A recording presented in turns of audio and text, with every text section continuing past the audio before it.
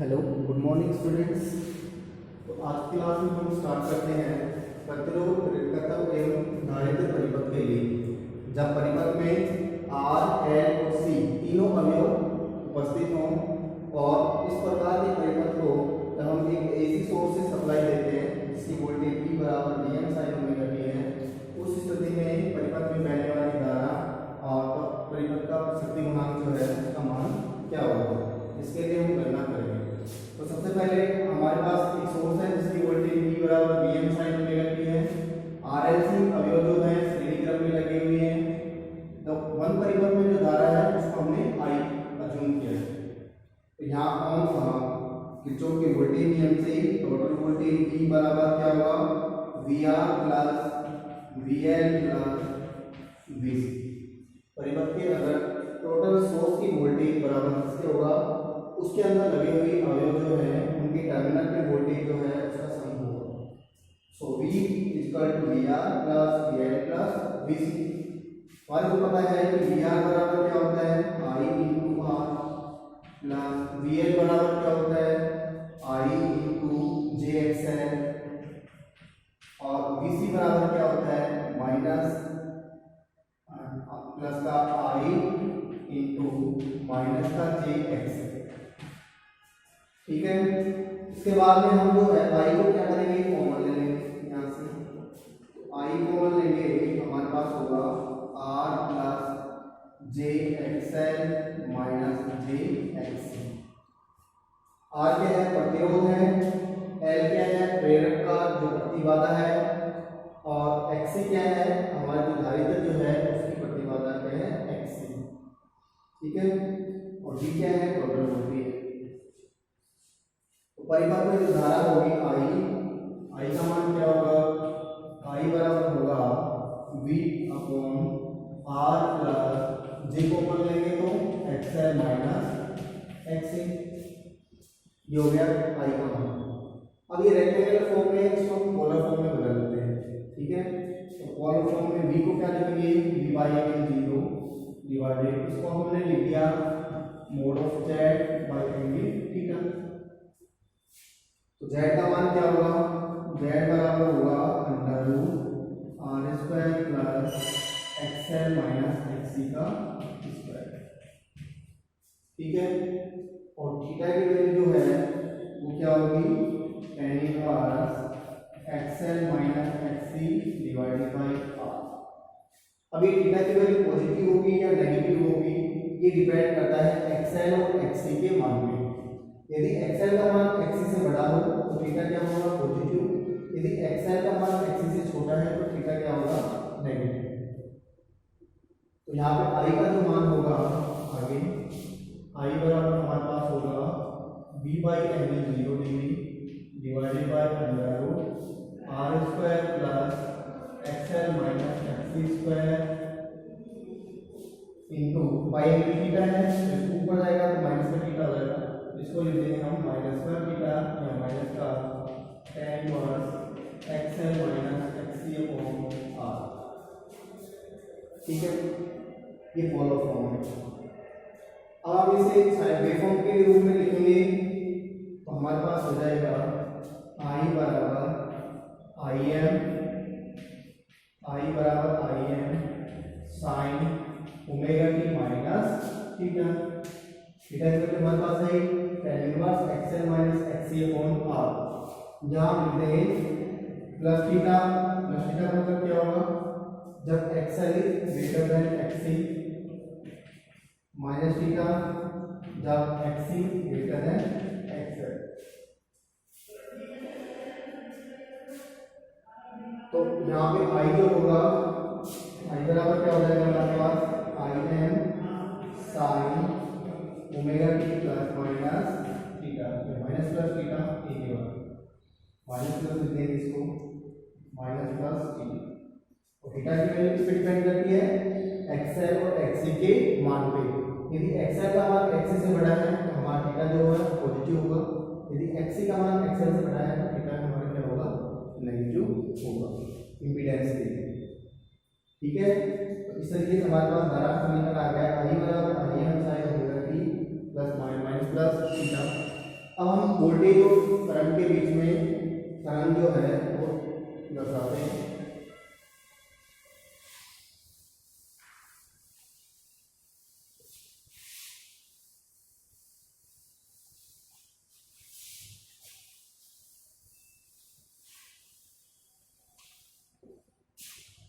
उसका case number first क्या होगा, जब एक्सएल का मान बड़ा है एक्सी से, तो एक्सएल का मान एक्सी से बड़ा होगा, इम्पीडेंस का एंगल होगा वो क्या होगा, पॉजिटिव होगा। तो करंट की समीकरण V बराबर क्या होगा, Vm sin ओमेगा t होगा, और I बराबर क्या हो जाएगा, Im sin omega t minus का थीटा। तो यहाँ पे हम वेव तरंग हम दर्शाएंगे वोल्टेज और करंट के लिए।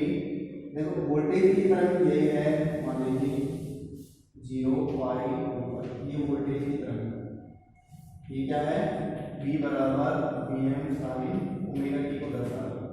तो देखो I कहाँ से चालू होगी, I के बीच से लिखा हुआ है ओमेगा t माइनस थीटा, तो माइनस थीटा का मतलब क्या होगा, लैगिंग।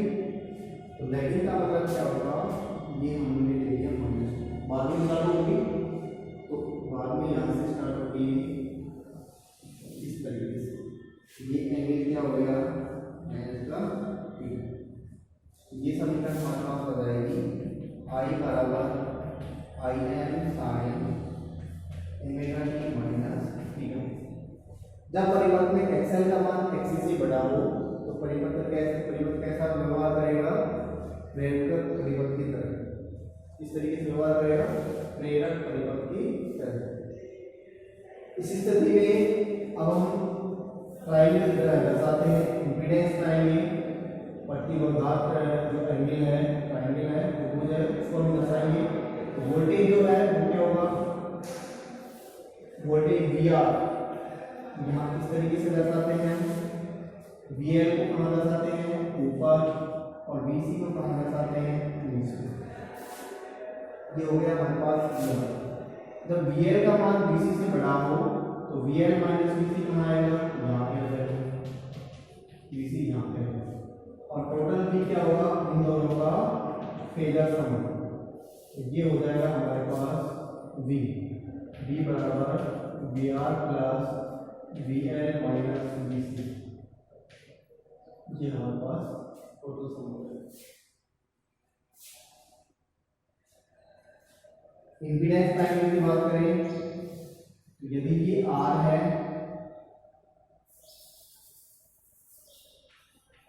ये R है, ये हमारे पास XL है, ये हमारे पास XC है, XL बड़ा हो XC से तो XL माइनस XC यहाँ पे आएगा, XL माइनस XC यहाँ पे आएगा, ठीक है। तो यहाँ पे ये जो है इसको दर्शाएगा Z को, Z बराबर क्या होगा, under root R square plus XL minus XC का स्क्वायर। ये किसको दर्शाता है, इम्पीडेंस ट्रायंगल, प्रतिघात एंगल ट्रायंगल त्रिभुज जो है उसको दर्शाता है। अब इसके बाद परिपथ में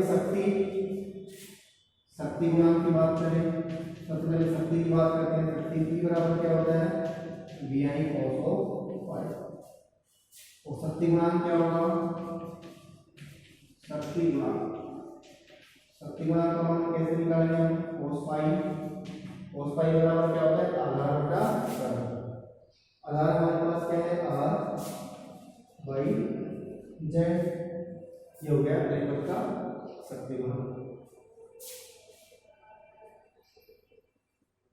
इस तरीके से हम RLC परिपथ के लिए शक्ति धारा शक्ति गुणांक का मान ज्ञात कर सकते हैं। अब दूसरा केस है, जब XC का मान बड़ा हो XL से, जब XC का मान बड़ा हो XL से, XC का मान जब XL से बड़ा होगा उस स्थिति में क्या होगा, जो ये थीटा जो होगा यहाँ पे ये क्या होगा, पॉजिटिव होगा, प्लस में होगा थीटा। तो इस स्थिति में जो धारा जो है वो धारा क्या करेगी, आगे रहेगी, धारा मूलता से थीटा डिग्री आगे रहती है। आगे का मतलब क्या हो गया, पहले स्टार्ट होगी, तो धारा यहाँ से स्टार्ट हो गई ऐसे, तो ये हो गया पाई, ये हो गया प्लस का टी, तो ये हो जाएगा हमारे पास धारा का समीकरण। आई बराबर IM sine omega T plus theta. ठीक है, अब ये त्रिभुज अपन दर्शाएंगे तो यह VL माइनस VC नहीं होगा, ये क्या होगा VC माइनस VL। तो VC माइनस VL कहाँ आएगा, यहाँ पे आएगा VC माइनस VL, और ये है यहाँ पे जो एंगल होगा ये किसको दर्शाता है, V को।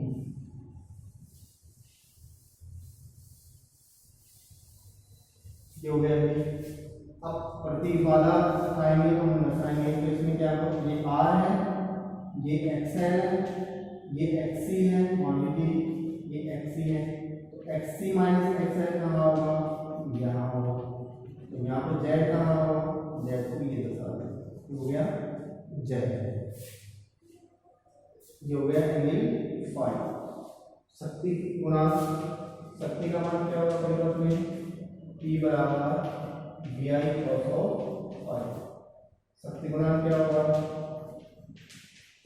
शक्ति गुणा cos फाई बराबर क्या होगा R अपॉन Z, और Z क्या होगा under root R square plus XC minus XL का स्क्वायर। ये हो गया Z का मान। ठीक है, तो आज की क्लास के लिए इतना ही है, बाकी चीज़ें हम नेक्स्ट क्लास में डिस्कस करेंगे। इस प्रकार से हमने RL, RC और RLC परिपथ के लिए, जब परिपथ AC स्रोत से एक्साइटेड है, सप्लाई दी जा रही है, उस स्थिति में धारा, वोल्टता, शक्ति गुणांक और शक्ति का मान ज्ञात कर सकते हैं।